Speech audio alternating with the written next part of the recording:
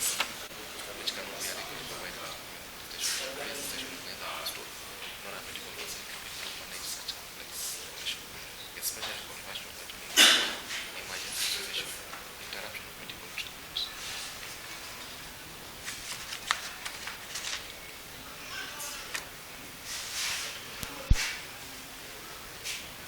They've had him for 7 days. Yes. He had no justification for so this is better. Then now you mentioned that he's also a chapter in the tower.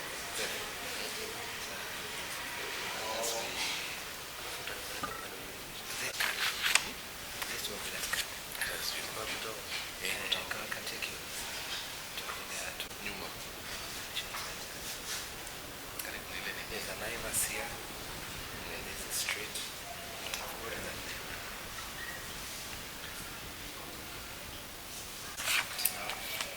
Hakuna nimtutumia.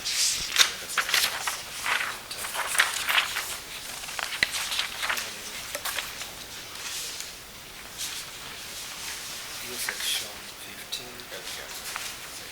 What you see, it says a person is trained and can represent his own recommendation of a medical officer.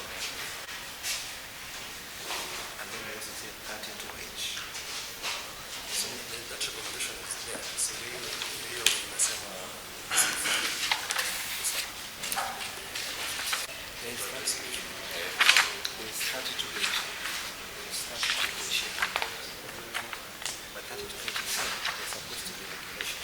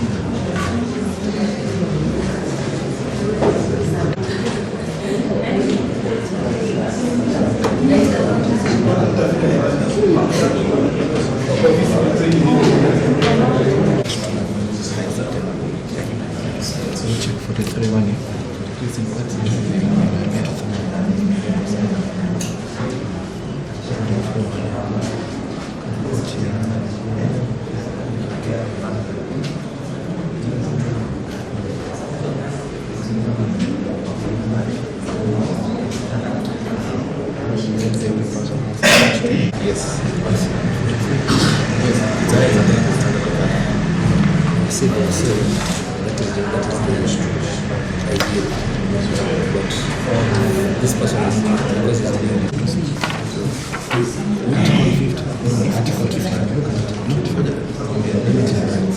it's you cannot limit the concept of rights. You limit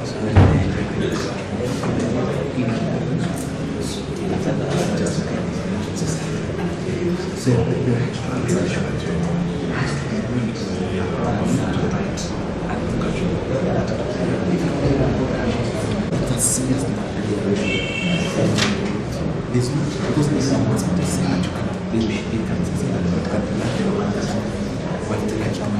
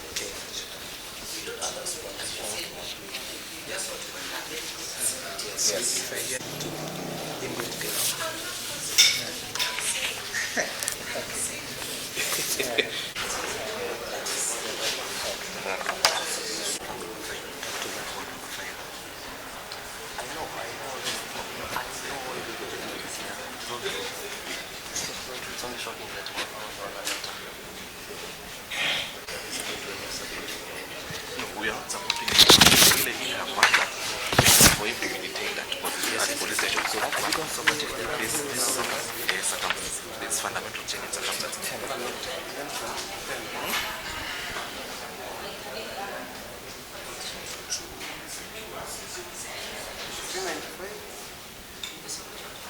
No, we tell them on the medical.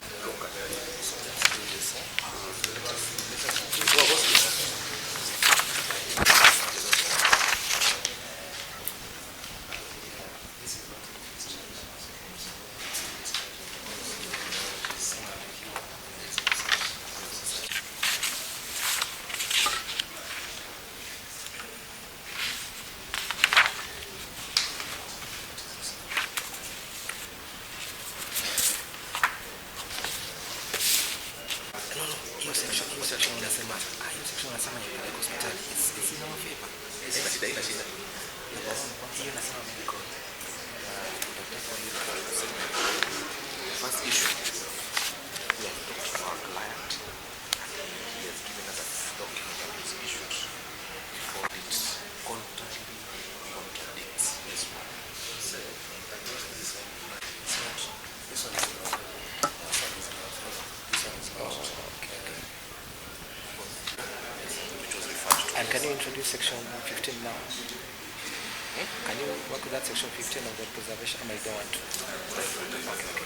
I should use section 15. Can use section 15 and then I'll be doing the same. Okay. Yeah?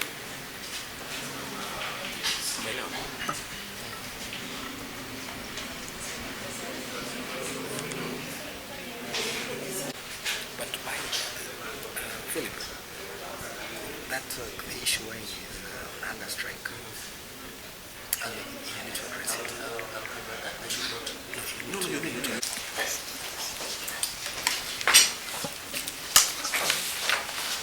Good morning. Good morning. You're welcome. Let's have a seat.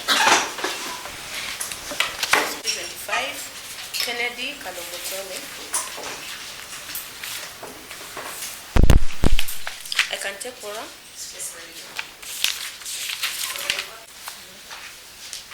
You've supplied the defense? Yes, we have supplied the defense. So from the report, just tell me briefly. I'll start with the state. What? Yes.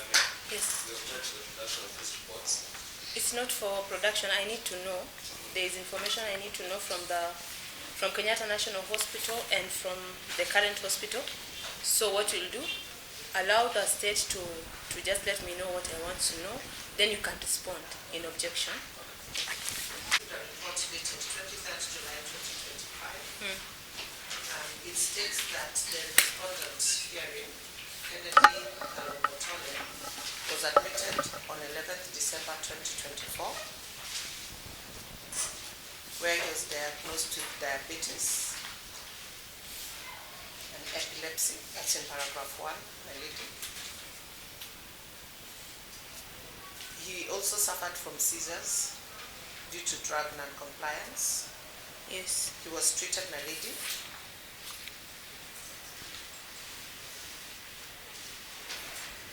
And after being given his medication, the report says he was discharged on 13th of December 2024 and was kept in the ward pending clearance.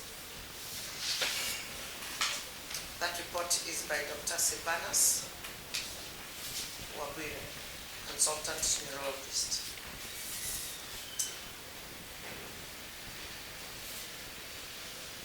Okay. Report from Nairobi Women's. My lady, the report from Nairobi Women's is dated 23rd July 2025, and it's regarding the respondent who is in before court today. It states that the patient, the respondent in this matter, was brought by Kilimani Police Station following a discharge from Kenyatta Hospital, and he's a type 2 diabetic, I can't pronounce that one, with convulsions,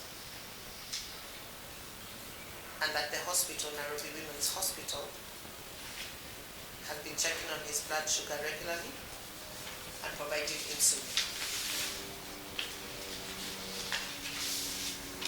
That during his visits he has complained of nausea, where they give him an antiemetic and pruritus. My lady, this is a report that we have received from Nairobi Women's Hospital in compliance with the orders that you gave the last time we were in court. The court requires a medical report in order to come up with just directions in the matter. The only issue we have is the form these reports have taken. I'll direct you to the report from the Nairobi Women's Hospital. It is hardly a medical report, even if you compare it with the one from Kenyatta. There are no notes there, and it is not signed by a doctor, a medical doctor. So the authenticity of it as a medical report, we question that. But more importantly, Your Honor, Comment about the stamp.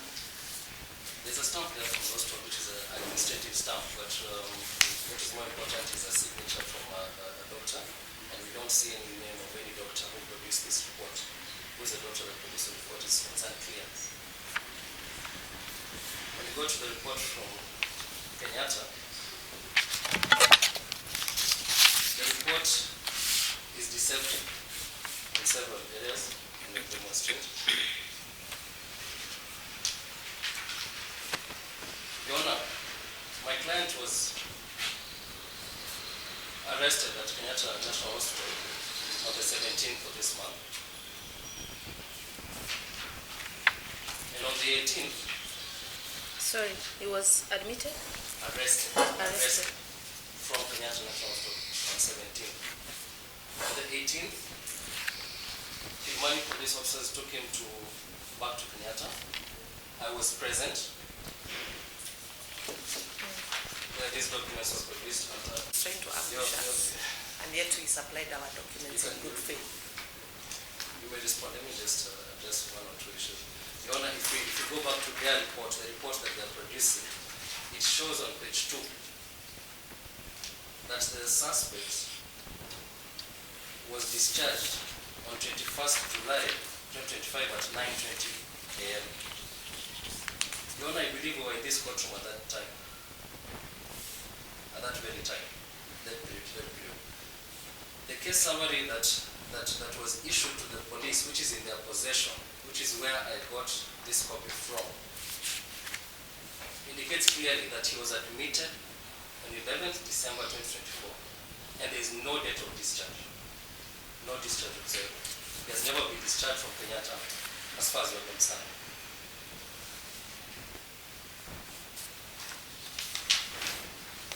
On the second page, you have a referral by the very same Dr. Sigilai who proposed to write this report. He refers the suspect. Lady, I'm sorry to interrupt, but we still have not been provided with any reports. You may need to supply them so that they can respond. I'll give this one to them immediately we're done here, not just now. And if they're objecting to the production of this one, then I would request that the author of this report here should also be brought to court so that you can cross-examine him. Because we have another document from the same doctor which is presenting contradiction. So he either comes and tells the court what the truth is, or the prosecution agrees to the production, and we'll give them this copy right now for the result. Has been resident at Kenyatta National Hospital since the year 2022 to date, with a brief intermission in the year 2024 before readmission to the same facility. And in that period when he was not at Kenyatta, it was Kenyatta that placed him in a home to care for him. Yet they took him back because they realized that his condition was so severe that he could not properly be cared for anywhere other than at Kenyatta National Hospital.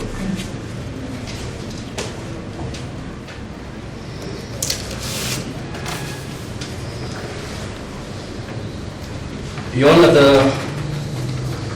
back to page 1 of the report provided by the prosecution, it states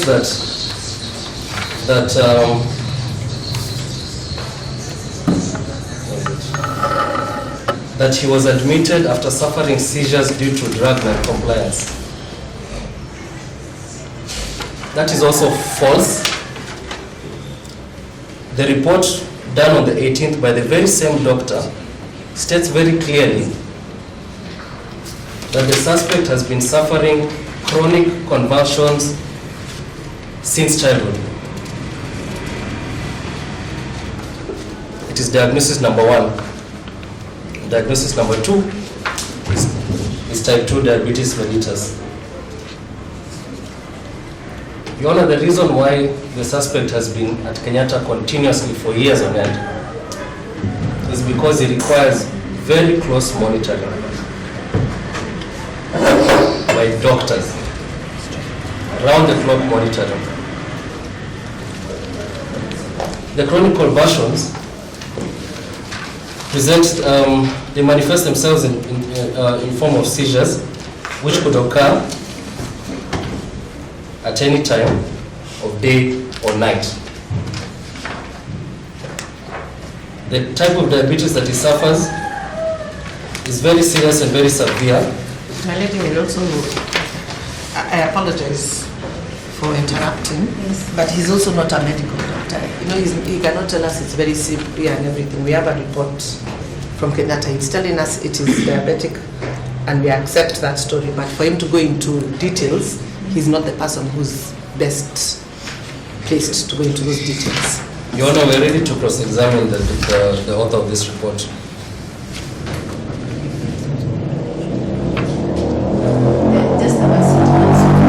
Divert from the real issues here.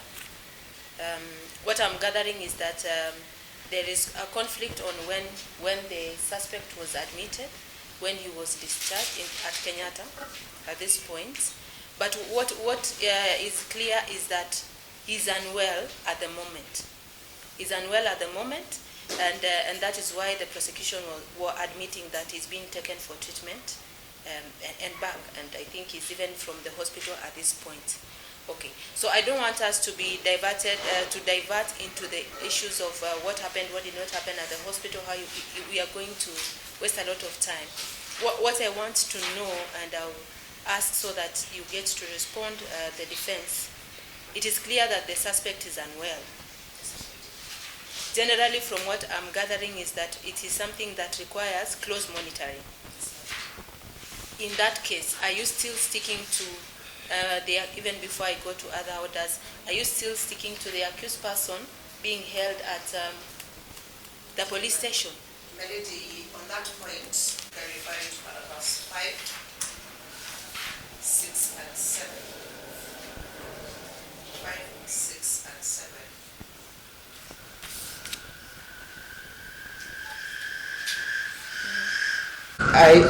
Where the officer refers to the serious medical condition, the need for close supervision, the fact that the suspect has not eaten, and there are no mechanism to enforce feeding habits on him, and that for him to be able to take his medication, he needs to have eaten. Yes. And in addition, the drugs that he has require cold storage, which the institution lacks. So they requested for him to be taken to a compliant remand facility that would be able to cater for his medical situation. So my lady, in these circumstances, we would be looking to have the suspect remanded in a facility that can cater for his medical situation and is secure. Thus, we do not have a specific facility we can think about, but we do know that industrial area is secure and they're able to cater for persons with medical issues. The other will probably be Kenyatta, but Kenyatta at the moment is where our incident occurred. So those are the two solutions I can give you.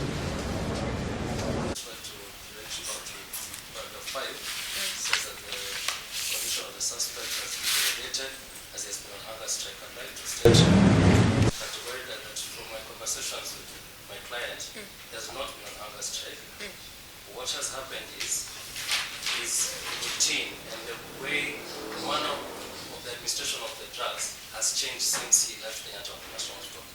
There was a way in which he used to be administered his medication and more particularly the insulin shots to enable him to take food. As a result of that distortion, he used to get those insulin shots 3 times a day. Since going to Kilimani, he has been getting the shots twice a day. And as a result of that distortion, he has lost his appetite completely and has been unable to ingest food.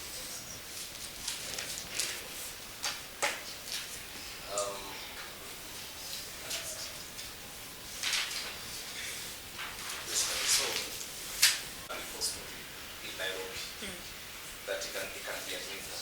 Because to put a suspect in a remand facility, it will actually be unconstitutional. Because the law says, Article 49 says, an arrested person has the right to be held separately from persons who are serving a sentence or who have crossed the Rubicon to be called an accused person. He is still a suspect. And when we say that we are going to condemn him to a remand facility, in the event the investigation comes out and there is nothing, we'll have really deprived him of his right. And what is at juncture here is that this is someone who has been suspected and he has the right to medication, which is actually guaranteed by Article 43(1)(a). He has the right to highest attainable medical standard. I know my colleagues will argue that that right can be limited. But we guide them to read the Article 24 of the Constitution with regards to limitation of rights. And that particular provision tells us when a judicial officer is sitting to consider limitation of a right, he has to ask himself, is that limitation allowed by law? In these particular instances, is there any law in this country or in the world that says that a person can be deprived of his right to medication? There is none that has been actually disclosed. Number two, when you are exercising that power to limit a right, you need to look at that particular limitation and you ask yourself, is that limitation reasonable? Is it justifiable in an open and democratic society? Will it infringe on the dignity of that particular person, as enshrined in Article 28 beyond? So we find ourselves at a very critical juncture that we are being told to limit his right to medication, which will have far much reaching consequences, and yet it's just a suspect. The best thing that can happen is that let him be admitted at any other hospital facility, because even the letter that was written by the hospital, the recommendation was for him to go to a hospital of his choice. Initially, in your previous submissions, you had submitted that you would like for the respondent to be taken back to Kenyatta. Yes. Apart from Kenyatta, do you have any other medical facility in mind? There's Mbagathi. And also Kenyatta is also a big hospital. They can also find somewhere where they can actually get proper medical attention. That is what we are pleading in this particular court. Because we have already seen the ramification that we have had when we took him from 3 shots of insulin to 2 shots of insulin. Society. In a civilized society, you must not punish a man with failing health based on mere suspicion before trial. Your Honor, let the law take its course, but let it do so defended. The defense respectfully prays that Mr. Kalombotole, if possible, be returned to Kenyatta National Hospital. Issue beyond the security element. We probably need guidance from the court. That issue. Okay, so aside from that, mention something about those hospitals. Oh, yes, my lady. Yes, they are. Yes, my lady. Then we come back for a ruling.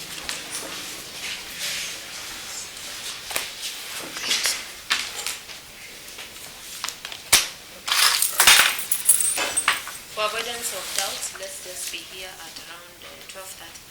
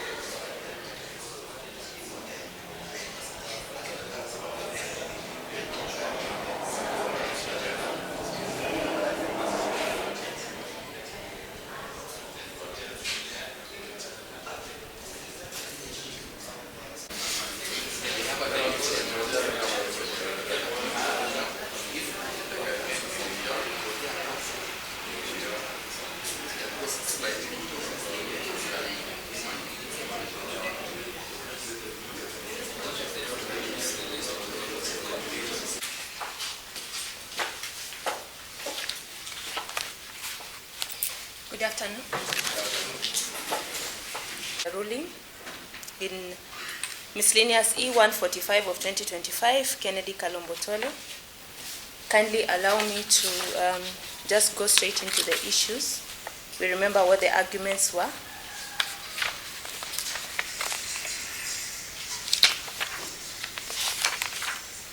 So,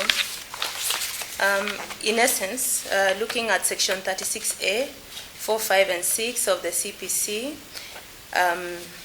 as well as the article 49, 1G and H of the Constitution of Kenya, the accused person having been brought to court within 24 hours or at the first court appearance in accordance to the law is to be informed of his detention continuing or to be released on bond on reasonable conditions, unless there are compelling reasons not to be released. In circumstances where the state is seeking to have continued detention, I have been guided by the decision in Sudi Oscar Kipchumba versus Republic. This is in Nakuru, HCCR, number 208 of 2020, where Honorable Justice Joel Ngugi, as it then was, stated that in an application for continued detention, the state must satisfy a double test. The first being to persuade the court that they are acting in good faith and that the continued detention of the individual without a charge being preferred is inevitable due to the exceptional circumstances. Second is that the step is the least restrictive action it can take in balancing quadruple interests present in potential criminal trial, that is the right of the arrested individual being and the issue of public interest, the security, public interest, order and security, the needs to preserve the integrity of administration of justice, and the interest of victims of crime where appropriate. Differently put, that the state must demonstrate that there are compelling reasons to deny pre-charge bail while balancing the quadruple interest herein. Having so guided, the issues that arise for determination are as follows. Has the state demonstrated that they are acting in absolute good faith in seeking the continued detention of the respondent? Has the state demonstrated that there are compelling reasons to deny pre-charge bail, that it is the least restrictive action it can take in balancing the quadruple interest already set out here under? If the answer to 2 is in the affirmative, where is the best place to place the respondent held, and for what the respondent, and for what period of time? Beginning with the first, I find that the state has demonstrated that they are acting in good faith given their submission that the respondent has no place of abode, that his true identity is in the process of being established, yet investigations have not been concluded, including recording of witness statements, extraction and processing of forensic evidence, undertaking mental assessment upon the accused person, as well as conducting of postmortem. In considering the reasons herein, one is able to understand the background of the application being made. Moving to the second issue, the state cited the safety of the accused person, that it would not be safe for him to be released at this point. The defense responded that this needs to be specifically proved, and which is something that had not been done. The state also cited the non-completion of investigations as the other reason to which the defense responded that this would not amount to a compelling reason. I agree with the defense on these 2 points, and in particular reference to the decisions which had been cited. The state also submitted that the respondent has no fixed place of abode and that his true identity is in the process of being established. The defense, in admitting this position, stated that the respondent would also reside within the streets, and asserted that non-registration would not amount to a compelling reason. I disagree with this, with the defense on this one, as the defense stated that the suspect, at this point, the suspect also has no known relatives. In my considered view, this would amount to a compelling issue. And this is the assertion that the respondent has no known place of abode. There is no documentation of identification, and even there are no known relatives. It would then become hard to trace the suspect, even for purposes of conclusion of investigations, if he was to be released at this point in time. With this, I find that the state has demonstrated that there are compelling reasons for continued detention of the respondent. Flowing from this, then, is the third issue of where would be the ideal place to hold the respondent. And on this, the state had initially proposed Kilimani Police Station, stating that the respondent was receiving treatment. Subsequently, they changed this position and required the suspect to be detained at a secure institution which has medical facilities. The defense on the other side, while citing Article 43 of the Constitution, stated that the accused person was unwell and needed to continue treatment at Kenyatta National Hospital or at any other public medical institution which is named. It becomes clear from the submissions herein that the respondent is unwell and requires close medical monitoring. It is, however, my considered view that it would not be prudent to have the respondent detained at Kenyatta National Hospital at this point in time, for reasons that this is the scene of the alleged crime, and statements are yet to be taken from witnesses, which maybe would include the patients and the doctors at this facility. There was also an assertion that there is another incident, there is another crime also being investigated, which has been linked to the accused person, as it will be seen from the supporting affidavit of the investigating officer on record. So this place may also not offer the necessary ambience for the respondent, mentally and emotionally, to receive treatment, because it will be taking him back to a place where he has been suspected. It may not be the best place for him. So in view hereof, I find that the best place to hold the respondent on a pre-charge detention would be a public hospital nearby, and in this case, I find that he can be placed at Mbagathi Hospital. So the final orders are as follows. The state has demonstrated good faith in the application that there exist compelling reasons for continued detention of the respondent. The application dated 21st of July 2025 is hereby allowed, save to add that the respondent shall be held at Mbagathi Hospital while receiving treatment under tight security for a period of 10 days to enable the state to finalize investigations concerning the matter in question. The OCS Kilimani Police Area is to oversee to this security. While at the facility, his mental assessment is to be undertaken. Counsel for the respondent are to be granted access to visit with the respondent anytime they so require. Parties are at liberty to approach the court on any application that may arise. There shall be no orders as to post. So those are the orders of the courts. All right. Kenya. Okay. So that should be all. I'm not done. So for you guys, if you are leaving, you just leave. I have another.